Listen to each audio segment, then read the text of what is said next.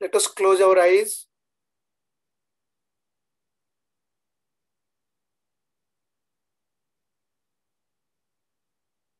Let us remember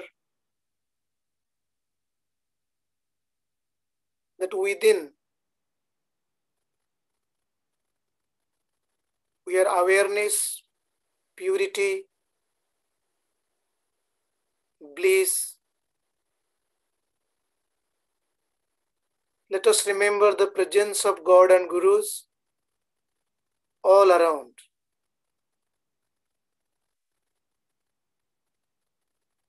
In the breath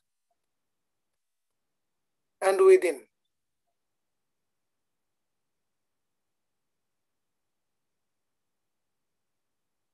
I will chant some invocation to Gurus.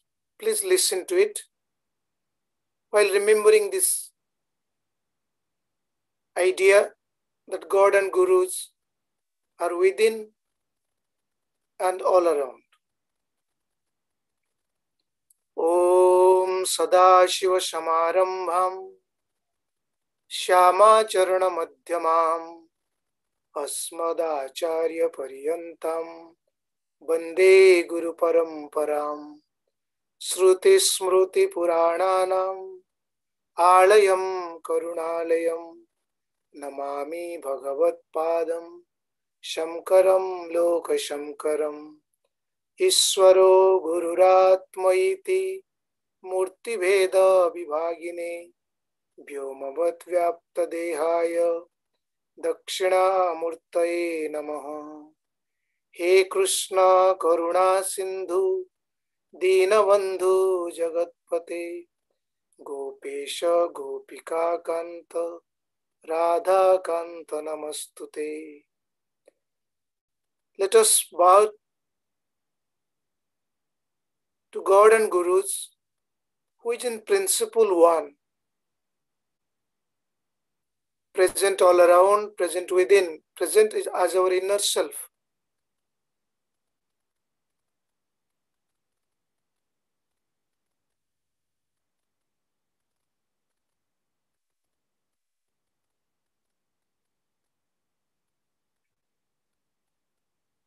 We bow to that supreme reality again and again, within and without.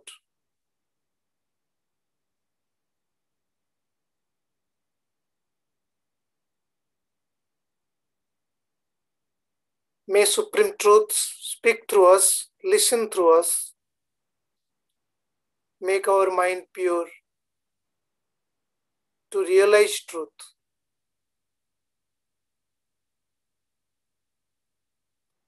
To be in highest knowledge, supreme knowledge.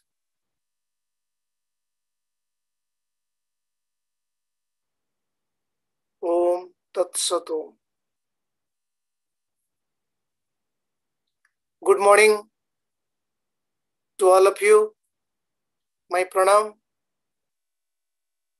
Before we start, I just wanted to tell you that I am sitting in Miami in Sri Gurudev's room, where Sri Gurudev lived for close to 5 to 6 years. 6 years. Behind me, you can see the bed Sri Gurudev used. So in case you have not been here to this particular place, this is an opportunity for all of us to be virtually there. May the blessings of God and Sri Gurudev be upon us all. Today, we have an interesting topic. How many paths to God? It's a question mark. Any seeker, for that matter, goes through confusion. Confusion is a part of seeking process. If anybody says that there is no confusion within, then there can be two possibilities. One is that the person is realized, and hence there is no confusion. Or second, the person is not self-analyzing properly. either of this. Confusion, which has been in Sanskrit is called dvandva, is very inherent in the path of spiritual knowledge. Anyway, coming back, one of the confusion that most of the seekers go through is that the path I am taking is right or not, is proper or not. Maybe the path my friend is taking is better, could have been my path as well. And that comparison comes to us. Today, we'll actually discuss a path that was taken by somebody spontaneously, without you can say analysis, or without thinking what's going to happen. There is a saying Thakur Sri Ramakrishna used to say, Yataha mata or yato mat tato pat. Some people say yata means whatever, whichever. Mata means opinion. Tato means that. Path means path. So whatever is your opinion is your path. That doesn't seem like proper understanding. Yato mat tato path. The actual meaning would be as many minds, that many paths, which means every one of us is unique. Unique in our culture, unique in our past, present, thought process, understanding. So whatever is our path and understanding, that would be my path. So my path will not be equal to your path, and vice versa. So Sri Thakur said that, Swami Vivekananda after that said, your path is unique, and it is your responsibility to make sure that, to experiment yourself, to analyze yourself in the path, and to see whether the path is appropriate or not.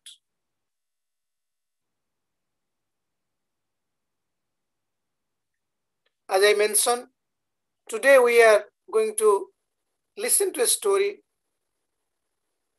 about somebody who followed a path in a very interesting, through an interesting scenario. This path is the path of begging. So this person took a path to beg. Why? He thought that through begging, I will culture forbearance, humility, inner peace without non-reactiveness, and this is going to be the path of liberation, path of bliss for me. Begging is not a, in ancient India it is said that begging was discouraged by common individuals for sustenance reason. So there were no beggars. But begging was approved for certain types of people, including monks, Brahmins, that means those who are teachers. So those were given special permissions to beg in a certain way. It is not that you can beg anytime, any day, or anything. Monks were allowed to beg only food and clothes. And actually I have heard from one of our teacher in our lineage, teacher means a monk in our lineage, that the monks were allowed to beg food after noon. That means The family has taken food and the monk is going to beg so that what is left over is given to him. Then the monk is going to beg in one pot from different houses. And the reason is that different people have cooked different kinds of food. So in one pot, he's collecting everything and not worried about what happens when it is mixed. This was the methodology of begging food. What about clothes? Previously, those of you know, in Indian tradition, white clothes were used by regular people. When somebody dies, it is a tradition that his old clothes should be thrown in the cremation ground. So the monk is supposed to go to the cremation ground, collect those old white clothes, bring it to a muddy place and soak it with mud and make it little saffron color like this. We call it gerua. Through mud, and there is a stone. If you grind it, then that color comes out. And that the monk is going to wear that. Why? So that the monk is not depending or taking the portion of the householder's clothes. He or sometimes she is using clothes that has been discarded. So leftover food, discarded clothes, which means that the monk is open, free to teach without any inhibition, without any hesitation, without any personal interest or selfishness. That was the tradition. Up to a certain extent, that traditions also exist. It changed in modern times, monasteries.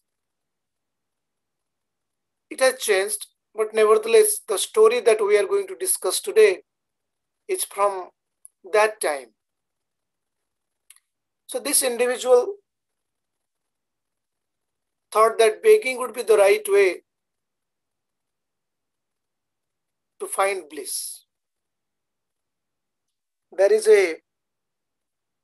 about begging, Gurudev used to say, and I recently found out, it is in Bengali. I will read it to you in Bengali and I will translate it to you. So Gurudev says, Hin bhikshaye din kete jay. তোমার থাকি যে ভুলি জীবনের শেষে দেখে ঘরে এসে ধুলিতে ভরেছে ঝুলি হীন ভিক্ষায় দিন কেটে যায়. All of us are in certain ways are beggars. We ask.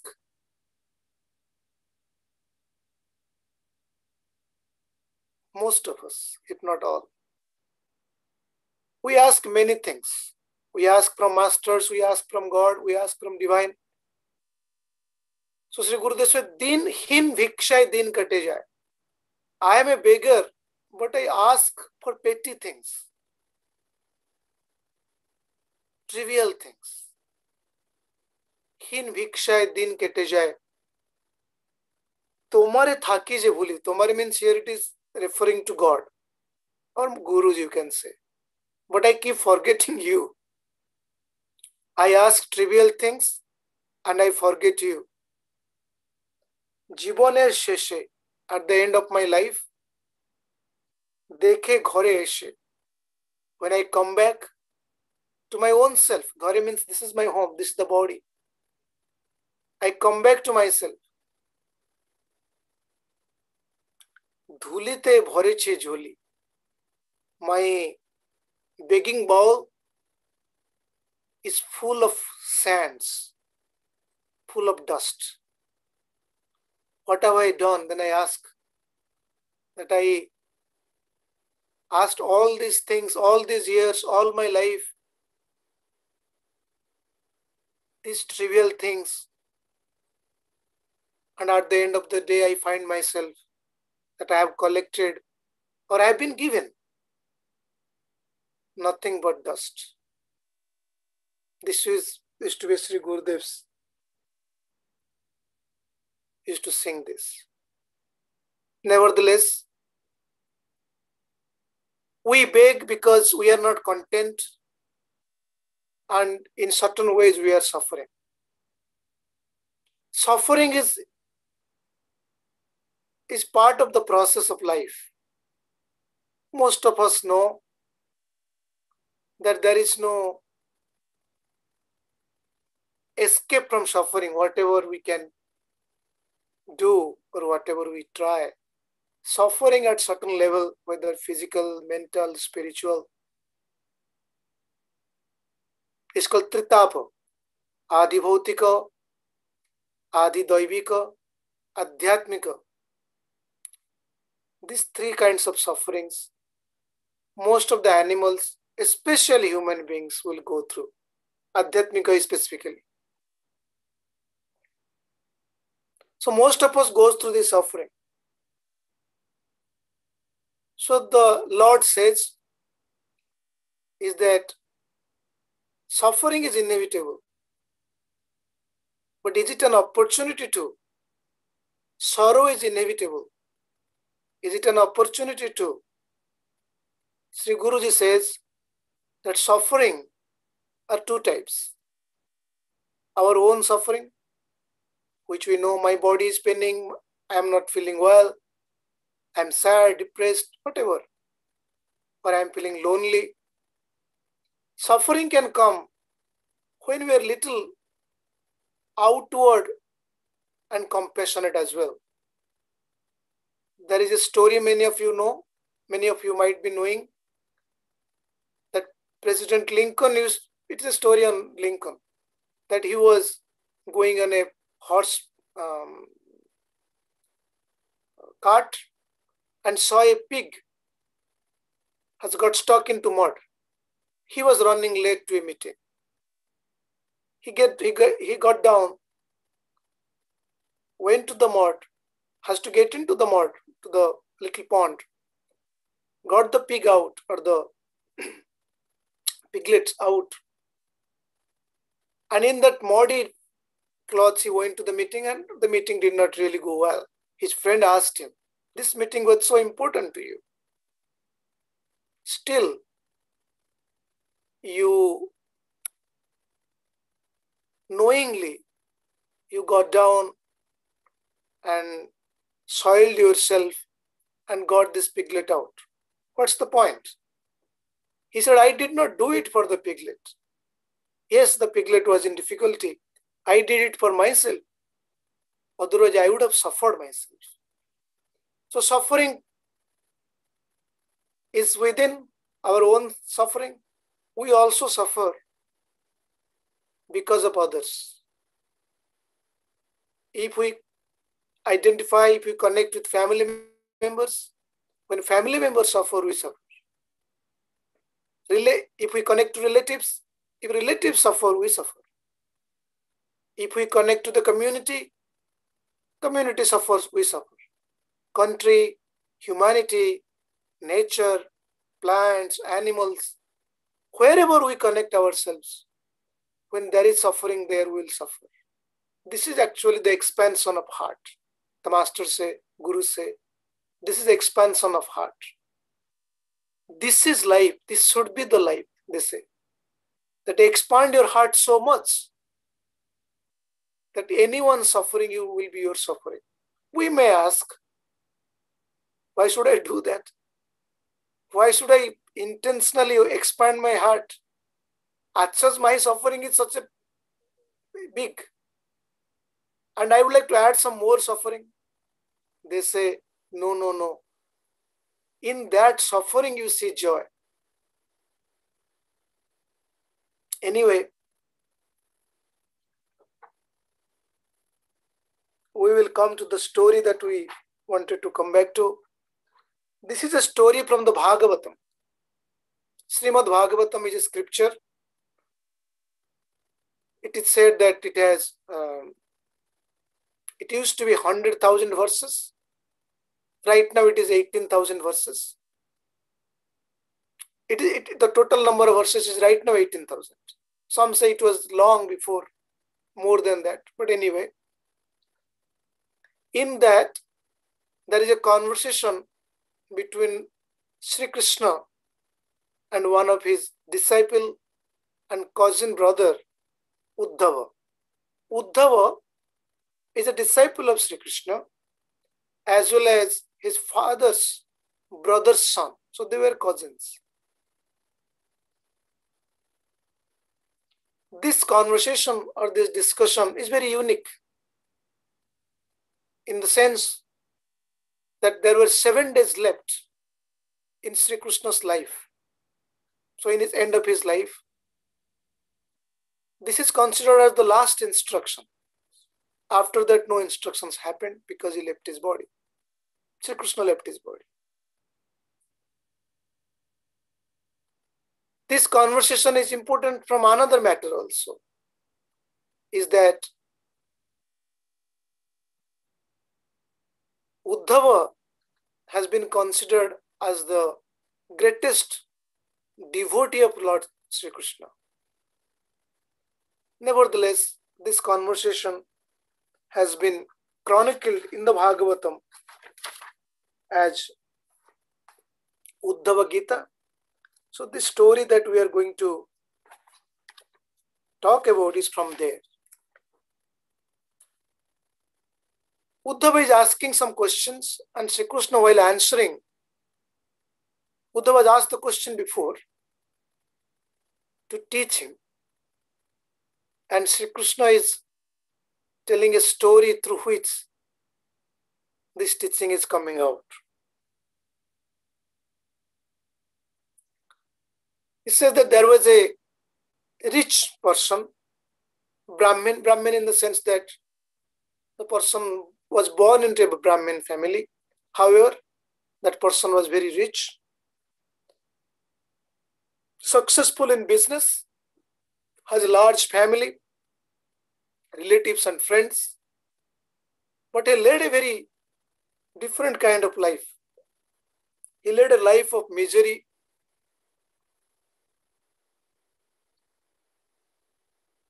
greediness, lust, and of irritable nature. He had large agriculture and business, but this is what the way he led his life was not very pleasant. And when we are not pleasant, people around would not be pleasant in the presence of us. We know that. If our words are sweet, people would feel happy when they were in proximity. But if we are rude, we speak harshly, our behavior is irritable, then people don't like to be with us. So similarly, the family was there, the friends and relatives were there. However, they were not happy with him. They were managing because, when you have money, some people would be there because money is part of the sustenance. So the family never liked him. The relatives never liked him. Nobody came to his home as guests. They always had not such a good feeling or goodwill for him. He was definitely not doing charity. He was accumulating wealth. He was not helpful to others in general sense. It is in the Vedic tradition, Vedic culture, it is said that whatever we earn or whatever we gather through our effort is not only ours. We can ask, why not? It belongs, my money is my money. Some people say, I have earned it. The Vedic culture says, because the culture is based upon gratitude, gratefulness. And gratitude is not something, a flimsy idea. Gratitude comes with understanding. I am grateful to my parents, not because it's a flimsy idea, because I inherently know that I exist, I have come to this life through them. So as long as my life is there, I am grateful to them. Similarly, gratitude towards masters, guru. Why? It is not some hollow idea somebody has brought it out to create. No. Like this body has come to this earth through my parents, has been sustained by them, has been taken care by them. Similarly, this mind has been nurtured, nourished by the teaching of the master, teaching of the gurus. The guru can be philosophical guru, spiritual guru, intellectual guru, even our day-to-day life, our educational guru. But nevertheless, the learning that I have got through this teaching process. For that, I will be ever grateful. I am also grateful to the elements, the fire, the earth, the water, the air. Any one of them,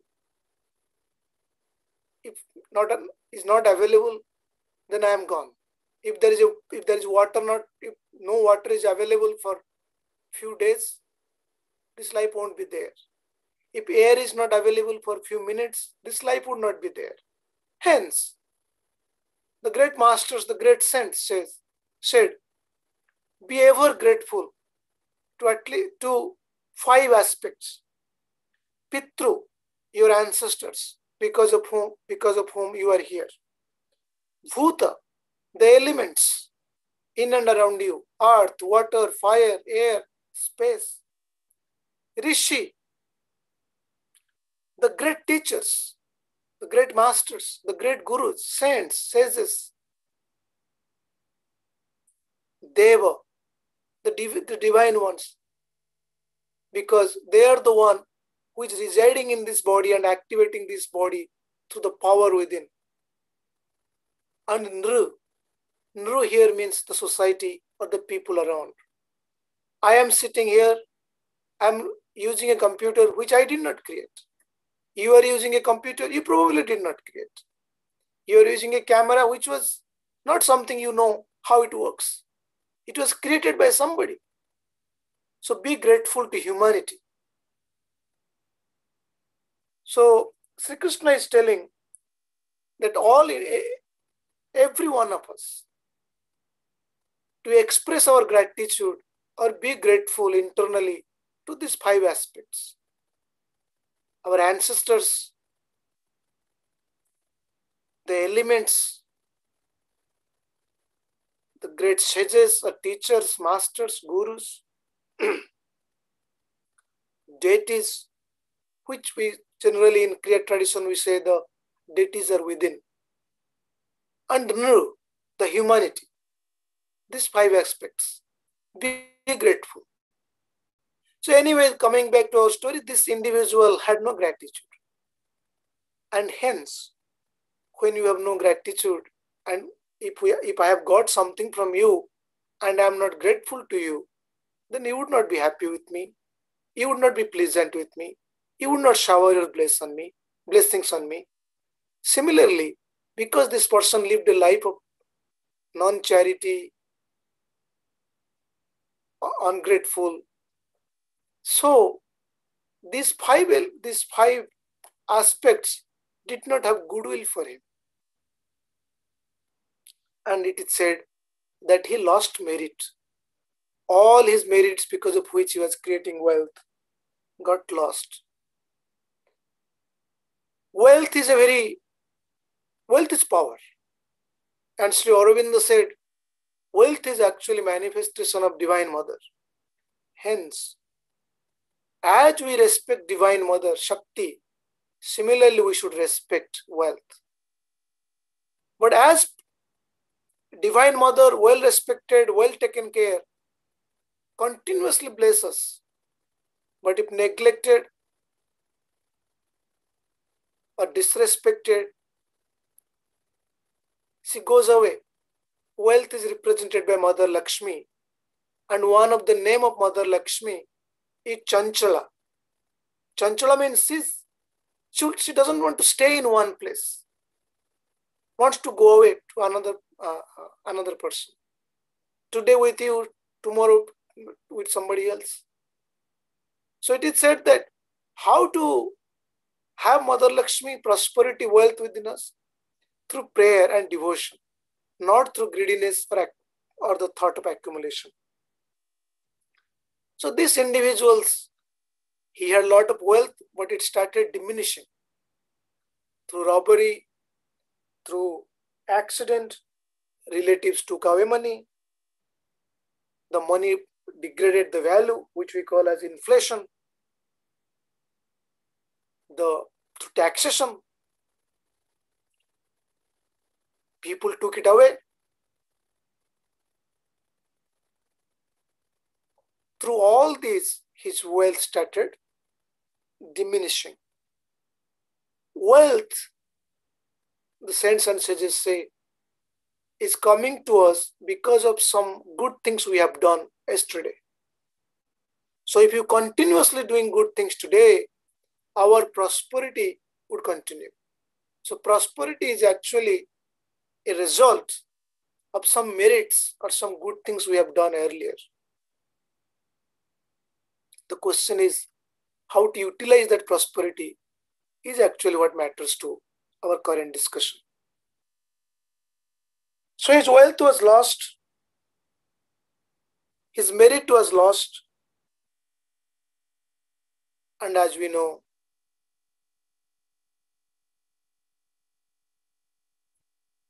his family left him. If there are no wealth, nobody will stay. His suffering started increasing and he became lonely.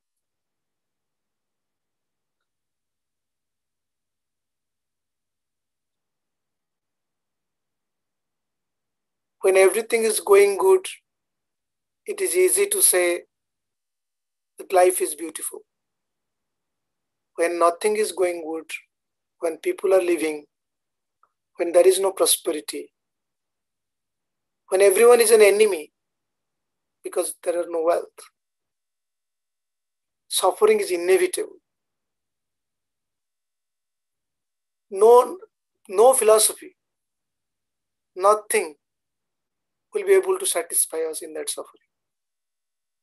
So this person had intense suffering, intense difficulty.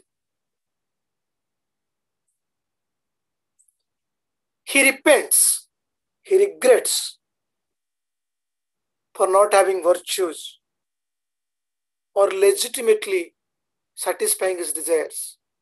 Now in Vedic culture again, the Gurus say that do not deprive yourself of your need. So some of you who are exposed to Sri Gurudev's time of when he was in body, he has even advised people to eat non-vegetarian food for health reasons. Practical spirituality. Moderation has been identified, moderation has been given as the key to have balanced life.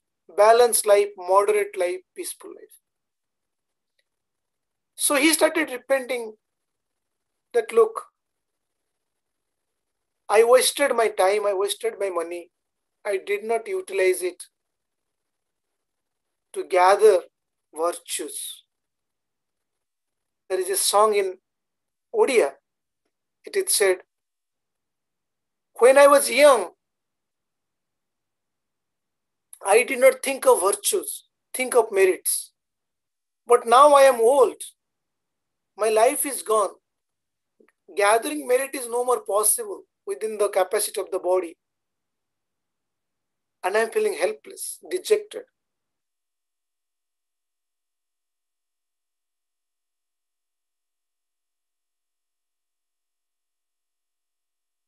So he started thinking, now what should I do?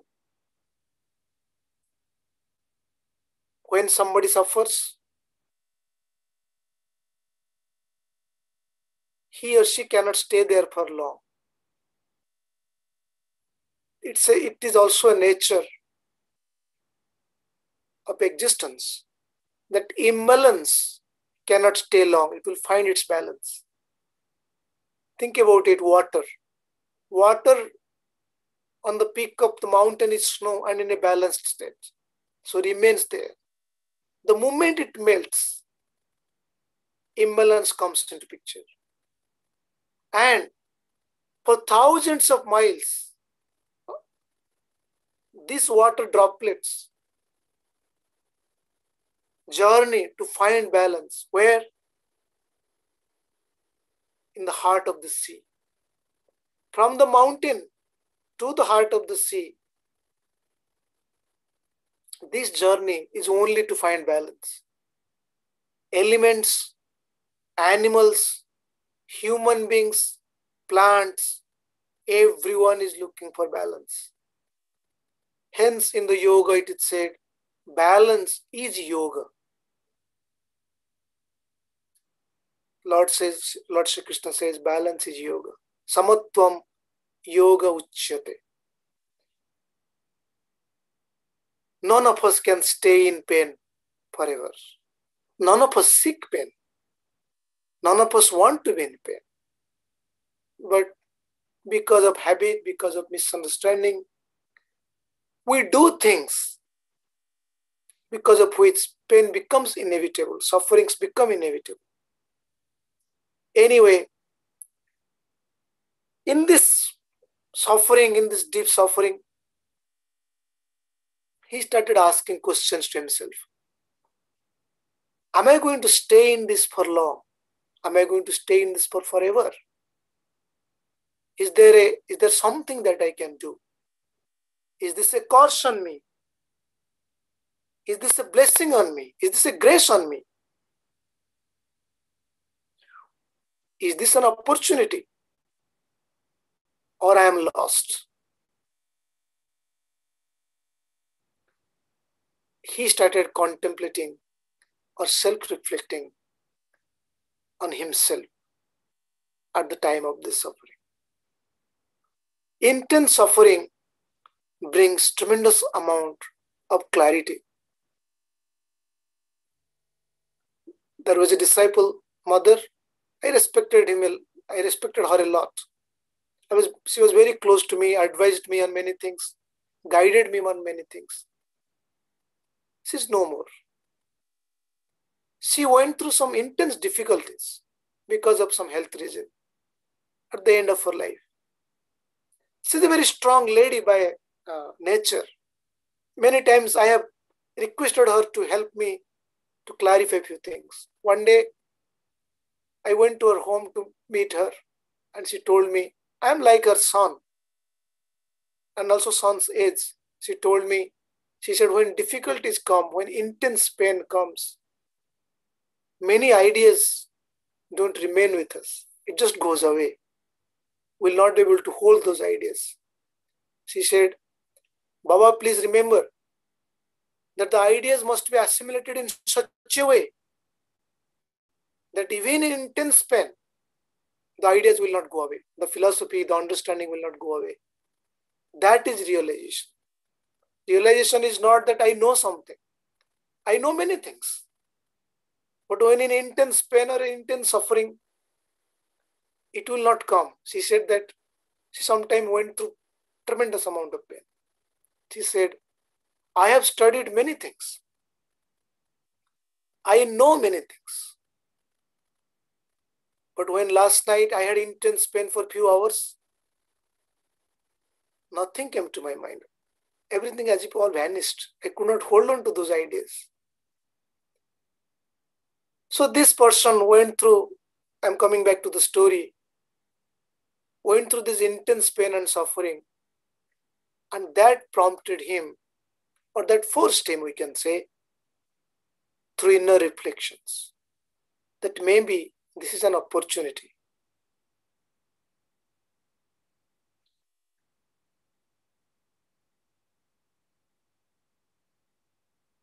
He decided that he is going to take a step. What kind of step? The step that I will be inwardly content. This is a resolution. that I will be inwardly content, and this is a blessing I am doing upon myself. So there is a word in Sanskrit, it's called Atma Krupa. So there is grace called Guru Krupa, grace of Gurus, Shastra Krupa, grace of scriptures, Bhagavat Krupa, grace of God, Matrupitra Krupa, grace of parents.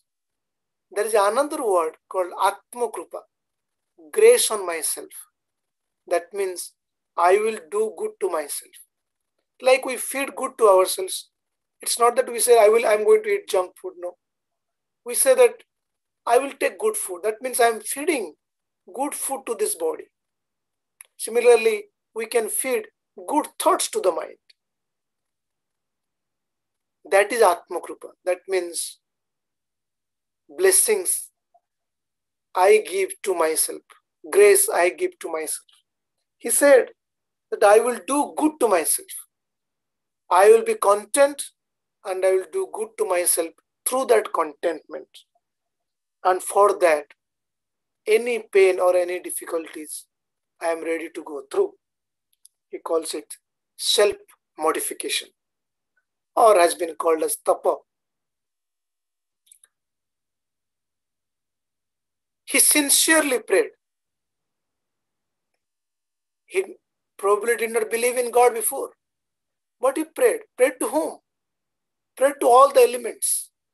Prayed to fire, earth, water, air. Prayed to the God whom he probably did not know or did not believe. That this is what I want. Please bless that on me. I'm digressing a little bit to another idea. The moment we provide blessings to ourselves, that I would be like this is a blessing. Then we can go to Guru and God and we say that I would like to be like this, please bless me. Atma Krupa is before Guru Kripa, Bhagavat Kripa, Matra Kripa means grace upon, I am providing grace on myself first. This should be followed by grace by masters or gurus, grace by saints and sages, grace by Supreme Reality or Bhagavan or God.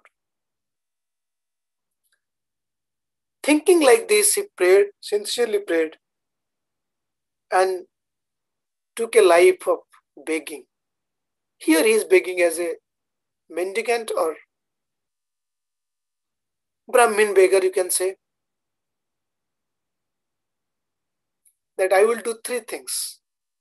I will do good to myself, I will be content within, and I will do self-modification. That means I would tolerate, I would forbear any difficulties come in this way, because this is primary principle objective of mine. For that, any kind of difficulties I am ready to face. This is the resolution, or this is the prayer he prayed to God and Gurus.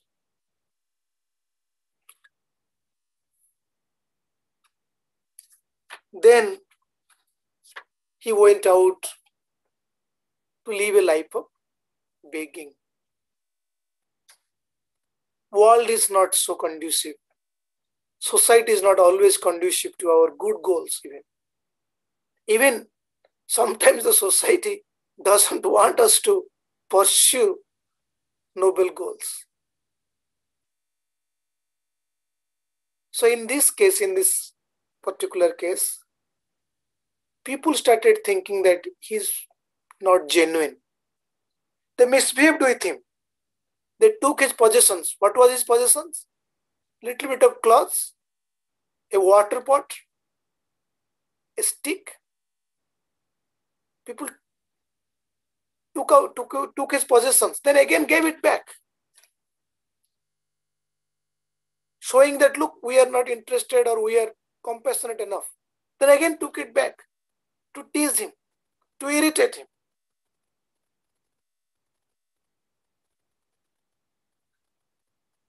Not only that, they took away his plate of, when he was begging, somebody gave some food, he was eating on a banana leaf. Definitely not a plate.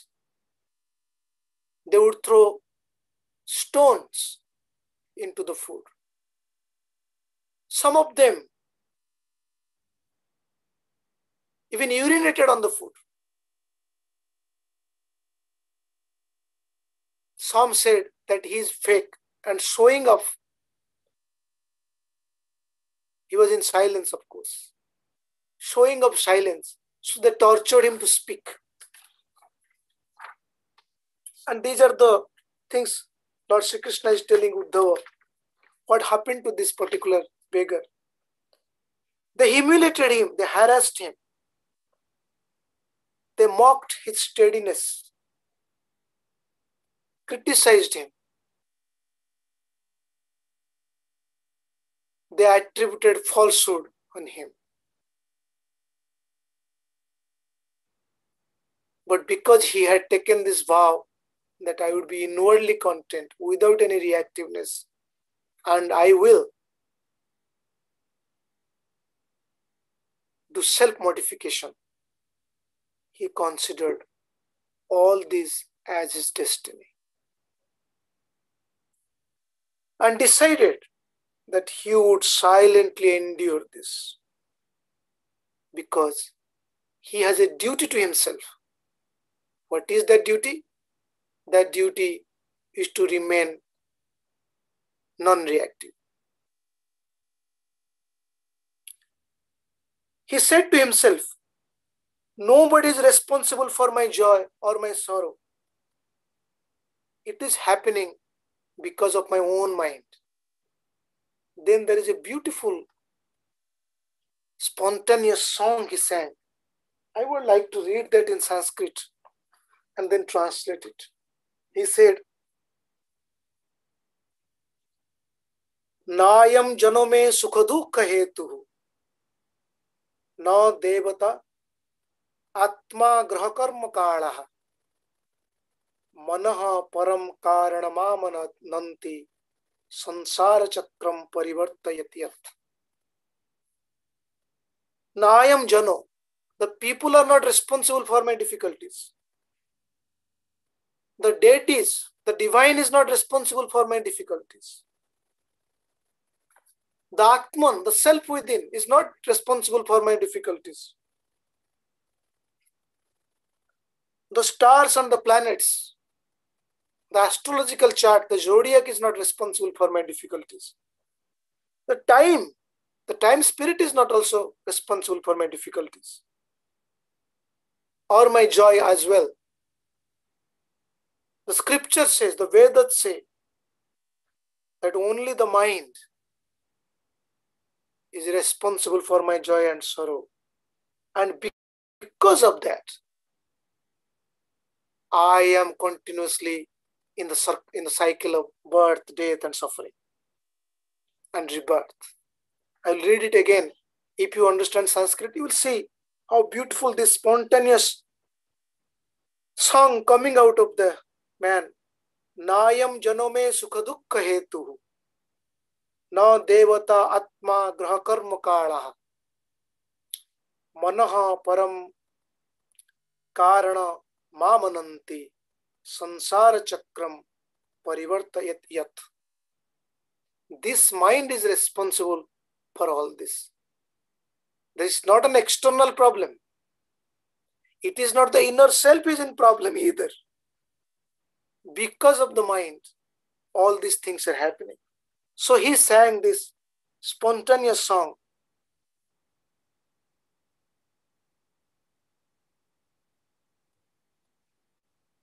When these difficulties came. The mind is powerful. He sang, this mind is powerful. The Lord within me, the self within me, or Purushottama within me, is observing this mind. It looks like I am bound. I have no clarity. I am confused. Hence I am suffering. What must I do? I should do charity. Means I should be compassionate and I should be giving in nature. I should do my duty. I should practice yama and niyama. Yama means the 5 yamas from yoga, the 5 niyamas of yoga. You can read the Yoga Sutra books or the 10 commandments of yoga by Sri Guruji to get more details. I should listen to the divine voice, the scriptures, and the voice of the gurus. I should do noble acts. And I should take a vow that I would not allow the mind to take control of myself.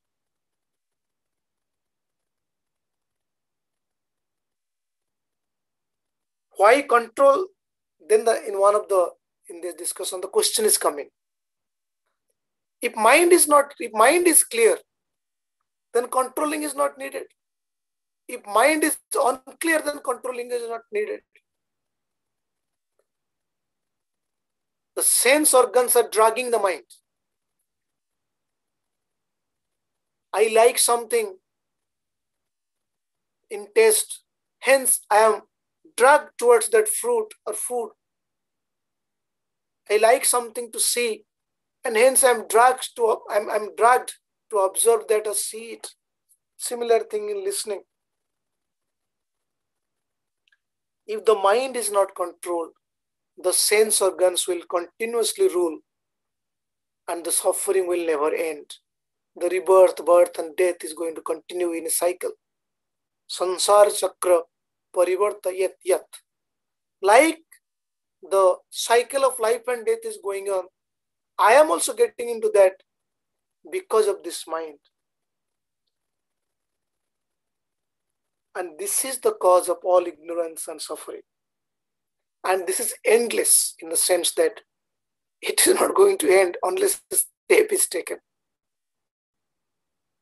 Whom should I be angry upon? Should I be angry upon sense organs? Should I be angry upon the others? Should I be angry upon stars and planets? Should I be angry upon karma, my deeds? Should I be angry upon time or God? So these questions, this contemplation is happening within him.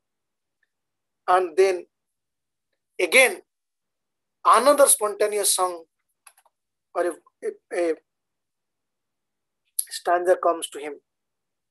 I will chant that as well. He says, Sukha dukkha prado nanyaha purushasya atma vibhramaha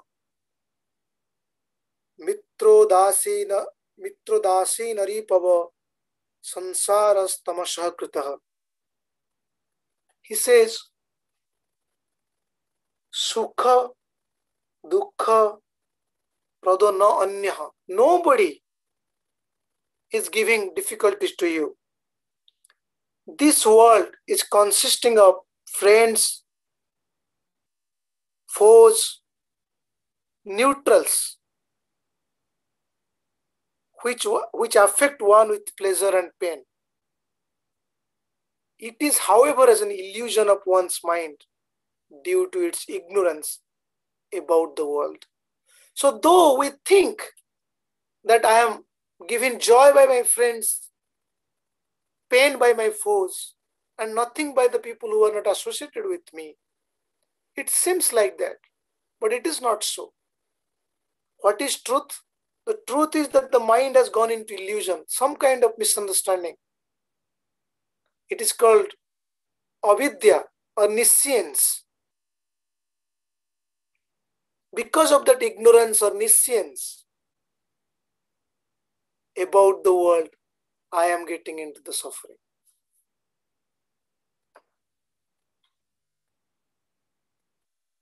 Then Sri Krishna says to Uddhava that the man decided that I should control the mind. He says, Tasmat sarvatmana tata nigrihana manodhiyoho. Through this story, Sri Krishna is telling Uddhava that it is my opinion that, oh, my affectionate Uddhava, Tata means son, kind of. Tata means father. Oh, my father, it is a way to address a dear one. Oh, my affectionate one, Uddhava, endowed with an intellect focused on Lord, focused on Supreme Self, focused in the fontanel. One should control the mind perfectly by all means. This is the very essence of yoga.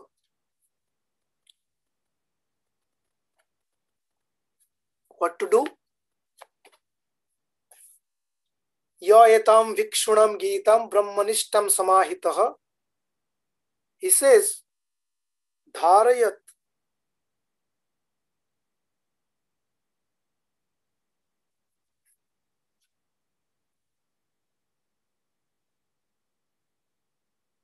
with concentrated mind, if we remember, while steadfastly, completely absorbed in Brahman, then that person is not overpowered by pain and joy, or suffering, or happiness.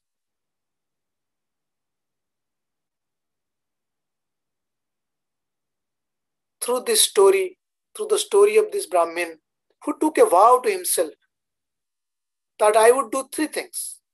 I would be content within. Whatever comes, I will accept. I am not going to seek for it. I will do good to myself. I will never veer out of that. And I will do self-mortification. That means to uphold that principle, I am ready to go through difficulties. This was his method of addressing the difficulties of the mind, to control the mind, to make the mind non-reactive, content. Sri Guruji was here, as you all know. Just before leaving, he said, intelligent people are content. Stupid people are ever discontent.